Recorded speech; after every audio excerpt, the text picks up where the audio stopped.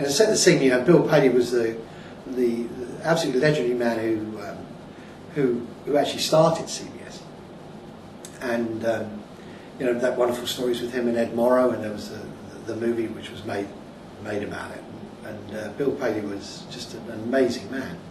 And CBS used to have a monthly board meeting, which I used to be invited to go to, even though I was only about 28 at the time. Anyway, there was an incident where CBS were trying to get, it was the Russian Olympics, I don't know, was that the 78 Olympics or the 80 Olympics? I think it was 78 Olympics. And the Russians had invaded Afghanistan. And so everybody was kind of, were they going to pull out of the Olympics or not? And CBS desperately wanted to get the Moscow Olympics. And were having, for some reason, CBS television was having a terrible time in making any inroads with the authorities in Moscow, who were basically had the yes/no vote on who was going to, what American network was going to get the Olympics, and obviously they were fighting very hard against NBC and ABC, and this used to come up at the board meetings, you know, sort of month after month. And some of the board members were getting very agitated. You know, why wasn't the television network making any? You know, how come we didn't even have a heads of agreement to discuss or whatever for the Moscow Olympics? And in the end, because Walter Yatnikov, with that name, Yatnikov, of course, had a lot of Russian. He was originally Russian. His father emigrated from Russia to the USA, and Walter still had a lot of relatives in Russia, many of whom had moved into positions of some sort of influence and power. So eventually sort of Paley turned to Walter, who he always treated him as like his second son, and said, Walter, you know, you must have some friends in Russia. Is there anything you could do about this? I mean, can you pull any strings? I mean, Walter said, I can probably get this done. But, he's terribly disdainful of the TV people, but, they'll muck it up, And Walter, this is really important. I mean, do you think you could get this done? Could you get the doors open and get an agreement for us to do the Olympics? So Walter said, look, I'd have to go there for like 3 weeks. I'd have to, what's going to happen to the record company while I'm gone? What am I going to get for it? And Bill Paley said, Walter, don't worry about it.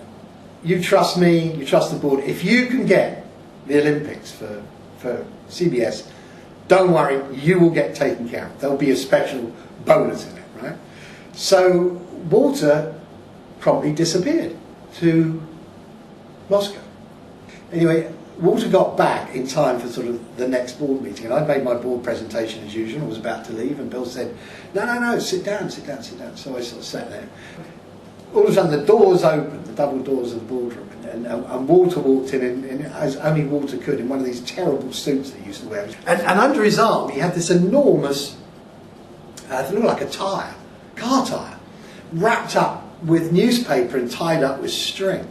And so he sat at the end of the table, and Paley sort of talking about something else to do with some plans for TV shows and what have you. And there's the sort of sound of ripping paper and bits of paper flying up, bits of string.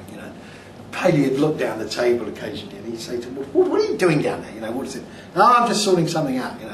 And so bits more paper and bits more string. And his head would be under the table, and all the board would be sort of looking down and not really listening to Bill Paley. And so eventually Paley stopped, and he said, "Walter, please. So what happened? I mean, are we going to get these Olympics or aren't we?"